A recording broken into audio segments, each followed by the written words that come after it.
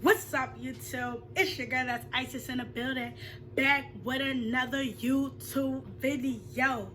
And today, we're gonna do a late night story time. I know you guys, I'm posting a little bit too much. Y'all probably like, slow your roll. I'm sorry, I just got way too much energy. And, if you wanna grab a snack or whatever, be sure to. I just got a water right now because I just got out the shower and I literally just ate it. So the only thing that you'll really probably see me be eating in this video is a peppermint or spearmint mint. I got my blanket right here, getting all comfy or whatever. And yeah, we're just gonna talk about basically my experience with transferring from Massachusetts to Oregon. Tongue Point Job Corps. I'm a proud student to be here. Alright, so without further ado, like, comment, and subscribe for more content. And if you ain't check out my clothing haul, make sure to do so because that's already at 400 plus views. So if you haven't seen that yet, what are you waiting for? Go check out that video. So we're gonna begin with just talking about like the enrollment process and basically, yeah, like how I transferred to Massachusetts all the way to Oregon. It was actually a funny story because like, so as I was talking to my counselor, shout out to Freddie because Freddie made all this happen because I'm just like, yo, like, I want to be a dental assistant. Like, that's when I like figured out that I want to be a dental assistant. I was kept in contact with my counselor in Massachusetts. His name was Freddie. And yeah, and basically I was like, I want to be a dental assistant. And then he told me like I think like 2 weeks after, he was like, oh, we actually don't have dental assisting.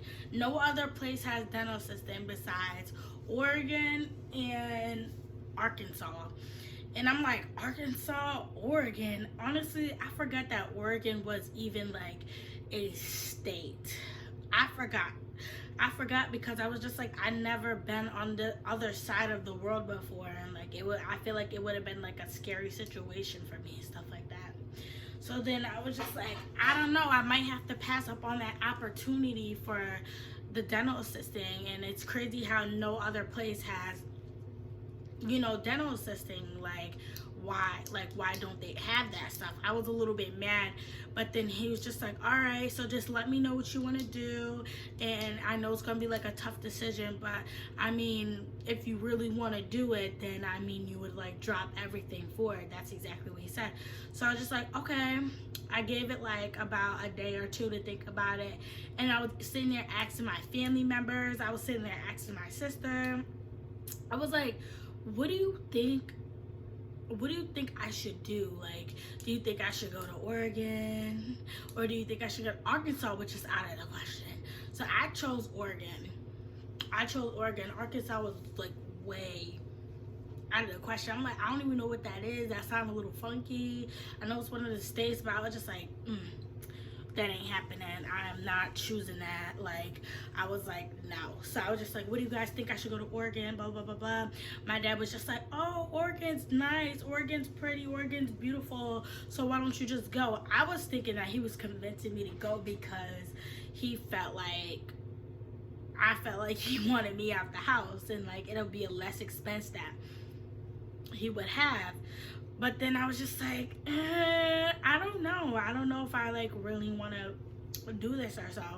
So then he was like, you know what, it's beautiful out there, just take that opportunity. Everybody's telling me to go.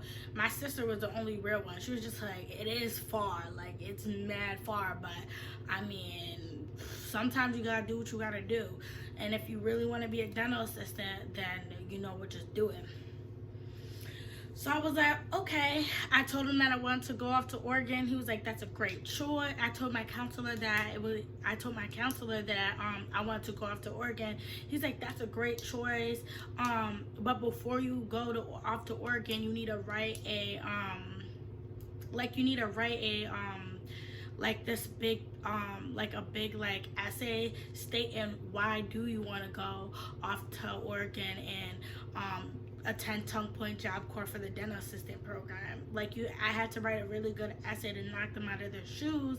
And then one day later he called and was just like, he called and he was like, oh, you got accepted. I was like, oh, okay, that's cool. So he transferred all my paperwork to a lady in Tongue Point, Oregon, Tongue Point Job Corps, and she was just like talking to me and stuff like that. So after he had helped me throughout the whole entire enrollment process and getting me locked in, this is why I feel like I shout out to him, because I feel like he got me further. With my hard work, I got myself far, but with him willing to go and help me go to the extra step was really good, because I felt like I was at that stopping point, what should I do, or how should I get help with this. So he was a really good counselor on telling me what he in his opinion what is best, and basically just coaching me through the whole entire enrollment process, which was really great, because I kept getting transferred to many different counselors, and I'm just like, I need help. I really want to attend, because I didn't attend. I enrolled I applied in June or a little after June last year around my graduation time, and I didn't get in until September 24th, but of last year. But let's get into how I got accepted. So yeah, I got accepted, and then things went a lot smoother than I thought it would be, because it was a lot it was very tough for me in the beginning of even trying to get into a Job Corps center. I wasn't gonna settle for Chicopee or anything that was kind of close to home. I wanted to go somewhere further, a little bit away from home, but I didn't know that it was gonna leave me all the way to Oregon. So I'm just like, okay, cool, fine, that's fine. If I really want to achieve this, then I'm going to achieve it, and I'm going to just do it. So I got accepted, and one day I was at work, and I was just like, you know what, I was still waiting for some reason. I don't know why, I was still waiting. I'm just like, you know what, it's not even my break. I just kept thinking about it. I'm just like, yo, I need to have an education. I don't want to be a nobody. I don't want to be a bum. I just don't want to be a nobody. I walked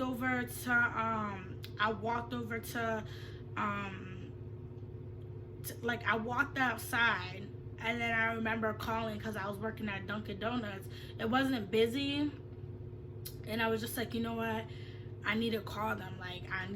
I was blowing up their phone non-stop for so many weeks. As soon as I heard that my application was in review and I got accepted and stuff like that, but I felt like it was a little bit over or close to 30 days, and I couldn't wait no more, because I wanted an education more than I wanted money, because I already knew that I had a lot of money in my pockets, but I wanted an education.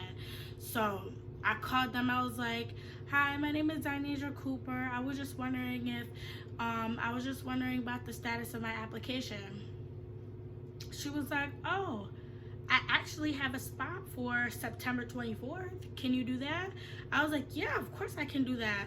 And she was like, okay, well, we'll start off with your 8 weeks, and your 8 weeks and we can start off by there. I was like, okay, that's great, that's fine. Sent her all my information that I needed to send her with my email address so she can email me a couple things, and then boom. If I wouldn't have made that phone call, I still would have been in the same place I was back in 2021. Way before September 24th. Like, I still would be probably working at Dunkin' Donuts right now, probably just like trying to get in contact with these people. Like, that's the main thing that I think is, like, really be consistent when you want something, because it's just like nobody's gonna do it for you. If you want to do something, you have to do it yourself, and you just have to like really be consistent with things, because that's what will really get you where you need to be, if you be consistent and if you just do what you gotta do. And so I did my 8 weeks, and then 8 weeks was so easy, you guys. If you guys are thinking about joining Job Corps and you guys get accepted and all that good stuff, your 8 weeks is so easy. You'll do this thing called My Pace, and basically just like you'll be basically just like doing assignments that's relating to your career. Say, like, if you're want to be an electrician, like what do you see yourself 5 years from now? It's like quick, easy assignments that you'll go through even with the teacher sometimes.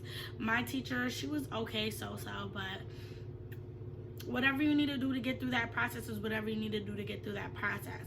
And then so the 8 weeks was cool, chilling at my house. I was even working my part-time job while still doing schoolwork. This is how it should be for me. Like, that's my correct flow, how I wanted it to be in the first place.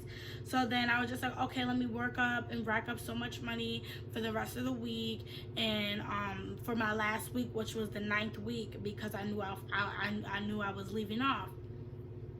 So I racked up so much money, and then next thing you know, when the 9 weeks came, it was time for me to take a plane.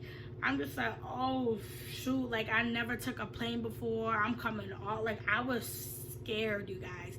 Like, I was scared. I had to do the last linkings with my boyfriend before, like, I think the week before the 9th, and like, it was just too much going on for me. Like, I even cried because, like, I was just like, this place is so far, like, I can't do this place is so far, like, why is it so far? And like, he literally had to heat up macaroni, and because, like, when I'm sad about something or when I'm stressed out about something, like, I literally like freaking stress eat to the day I freaking go to sleep.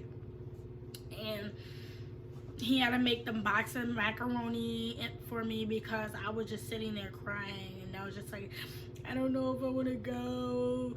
I don't know if I want to do this. I was crying like a lot. He was just like, whoa, like, he knows I'm an OG. I don't really cry for nothing.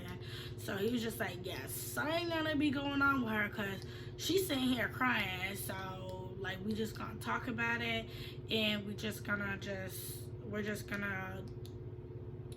help you throughout what you gotta do. And like, I mean, we just gonna sit here and talk about it all night till you feel better. And I was just like, oh yay. And I was just sitting there crying. Like, that was the one thing, like, I feared. Like, I just feared that it was just gonna be so far away. Then what if something happened? Like, I was just so scared. Like, it's just like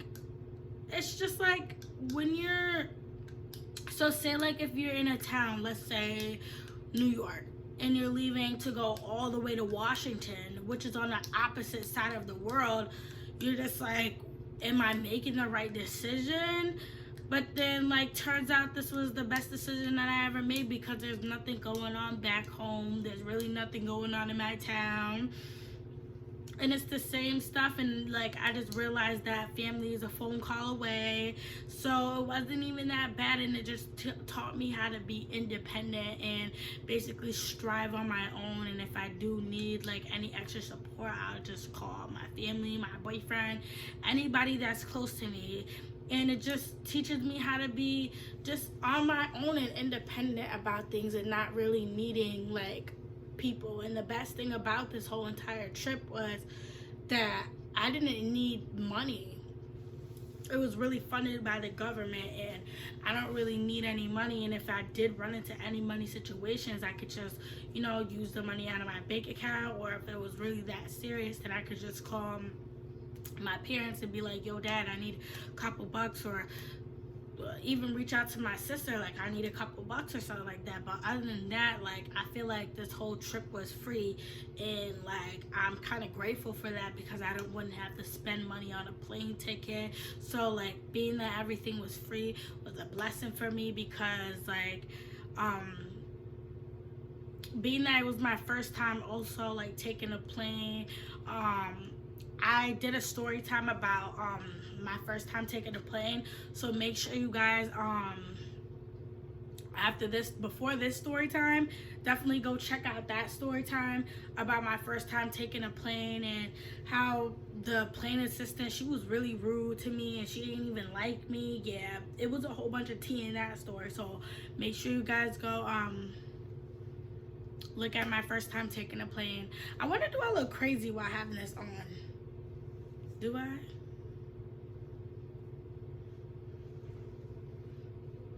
I don't think so. It's about time for bed anyways. But yeah, so yeah, my first time taking a plane, that wasn't that bad. When I first got on center, how was I feeling? I feel like my fear like stayed. I feel like my fear, like when I was on the road to like go into the airport, I left my fear in my hometown. I immediately left my fear in my hometown. I was just like, you know what? This is my new life here, and this is how I'm gonna live it.